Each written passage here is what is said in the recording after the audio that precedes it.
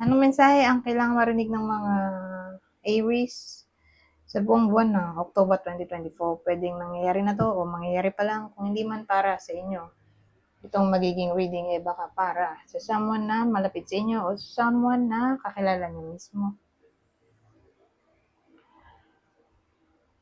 Baka may lumabas na gender mamaya, gawin niyo na lang energy, masculine at feminine energy. Pwede rin naman na wag niyo napansinin yung gender. May nahulog na tayong card. Hindi ko alam kung anong lalabas, kung positive ba o negative ang magiging reading. Depende sa kung anong mapipick up kong energy.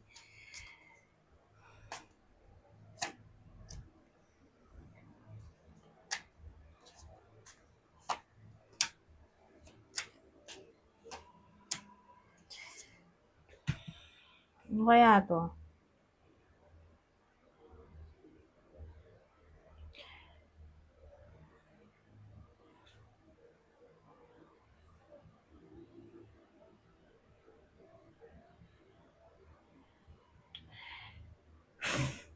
Well, ang dating sa akin, may someone na disloyal lalaki. Yung lalaki, kasal na siya sa iba.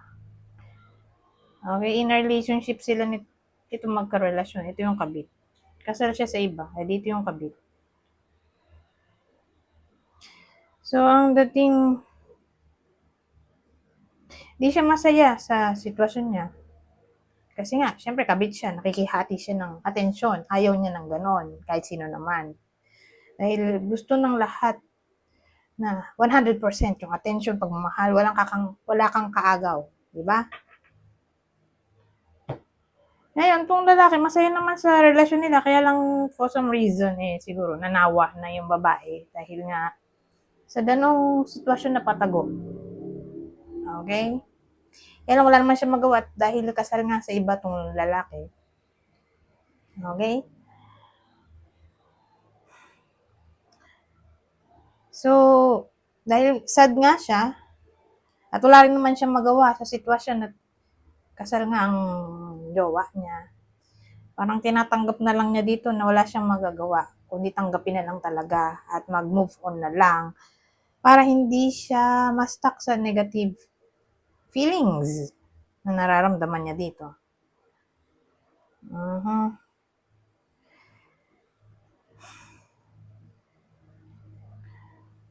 Pero yung lalaki masaya kahit ganyan na katali na siya sa iba, kaloka rin, di ba? So, ewan ko kung sinong tatamaan ng reading na to kasi syempre, case-to-case basis. Maraming tao na iba-iba ang sitwasyon nila. So, depende sa kung sino man tamaan nito. Ito, ang person nila. Okay? Regardless kung kayo yung original kabit o kayo yung lalaki dito. Basta ito yung partner ng Aries sa sitwasyon na to. Na ganyan ang sitwasyon nila.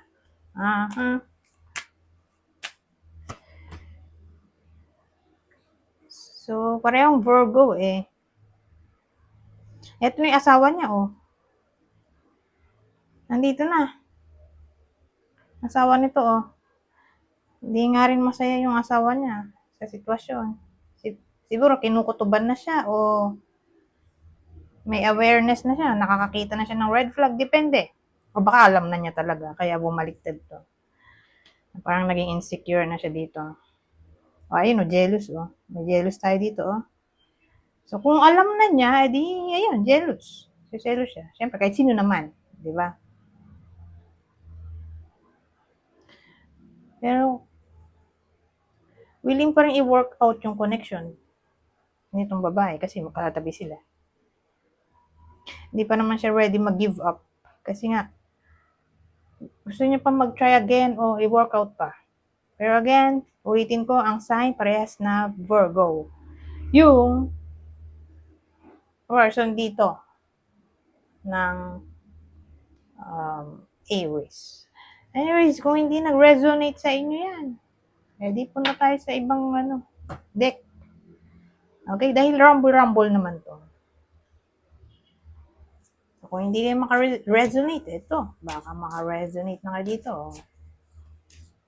Tingnan pa natin anong iba pang information. na hindi nasabi dun sa tarot. Long distance. Ano naman yan? Long distance na to. Mature. So, ano kaya ang case nito?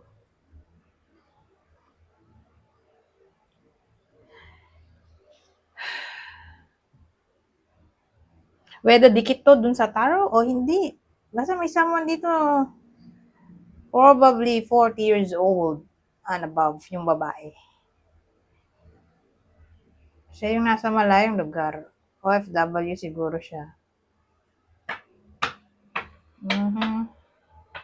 So again, iuulitin ko. Pwede siyang connected dun sa tarot. Oracle kasi to eh. Pero kung hindi naman, sabihin natin ito lang talaga. For some reason, baka mapalayo siya sa mahal niya sa buhay kasi kailangan niya mag-work o kailangan niya mag-travel.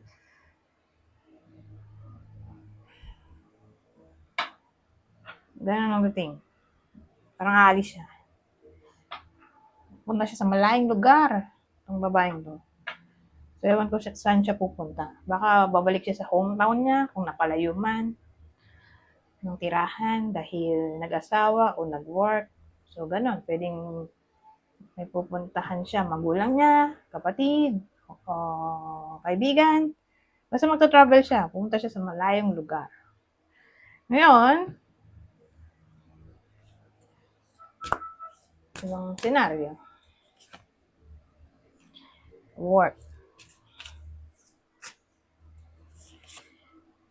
So, well, para to sa single.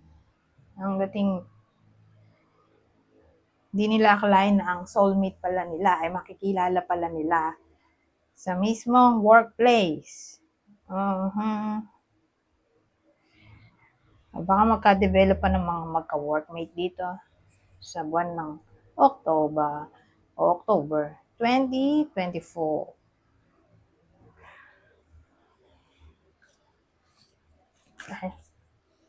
Teka, hirap i-shuffle nito. Malaki masyadong deck. Laki yung card, oh. Lit pa naman ang kamay ko. Ang lit ko lang kasi. Kaya ang lit ng kamay ko.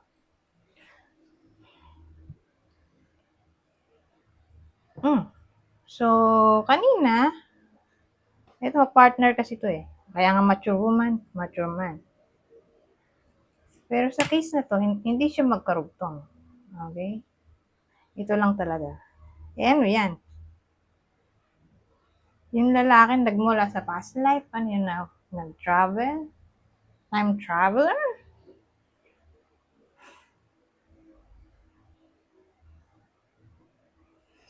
So, probably may makikilala siya na someone mula sa past life niya. Okay? May makikilala siyang newfound friend. O in times of crisis, may tutulong sa kanya. At ito ay someone na nagmula sa past life niya. So, kung magka-problema tong lalaki, around 40, pataas, ayun nga, ang tutulong sa kanya ay someone na nasa past life na niya. Okay? Basta ganun. Halimbawa, magka-problema siya. Kung sino man yung tumulong sa kanya, yung pinakaunang tutulong sa October, yun yung naging friend niya sa past life.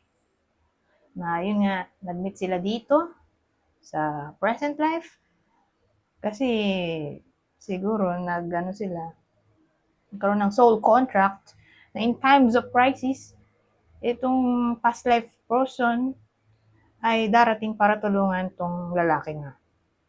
So again, kung sino man yan, whether stranger yan, o literal na friend, kasi ganun eh, di ba? Halimbawa na aksidente, kailangan ng tulong.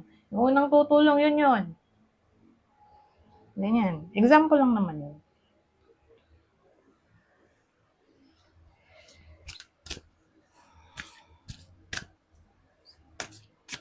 Ito ang last spread. Pupunta na tayo sa next deck. At last deck. So, sa case naman na to, lalaki ulit, pero moreno. Dito naman, hindi naman sinabi kung maputi o moreno. Basta ang edad ang sinabi. 40 pataas. Pero dito, wala namang sinabing edad, pero ang kulay ay moreno. So, itong morenong lalaki ay mag-gain ng spiritual growth sa October. Okay? For some reason. At siya lang ang makakalam nun.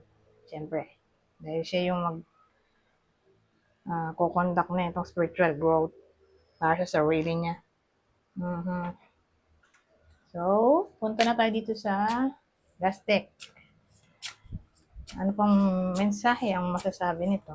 Para na rin siyang advice sa buwan ng October 2024. So, basahin ko na lang ito kasi madali naman siyang intindihin. Soul. Your soul is preparing to establish trust in the process. Kanina may soulmate tayo Kasi ito soul na ngayon. May past life pa nga. Masyadong ano to. Spiritual ang naging topic. Para sa mga Aries. Confusion. All seekers of truth will experience confusion. Ask the universe to provide the answers you need. At ang huli,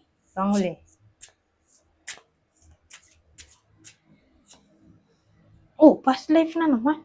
Ba? Kaloka Paulit, no? Oh. Ano meron sa past life na to? Oh, past life. Past life. Diba?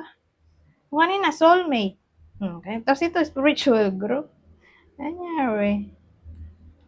Sabi sa inyo masyadong spiritual ang tinakbo ng reading natin. Anyways, basahin ko na.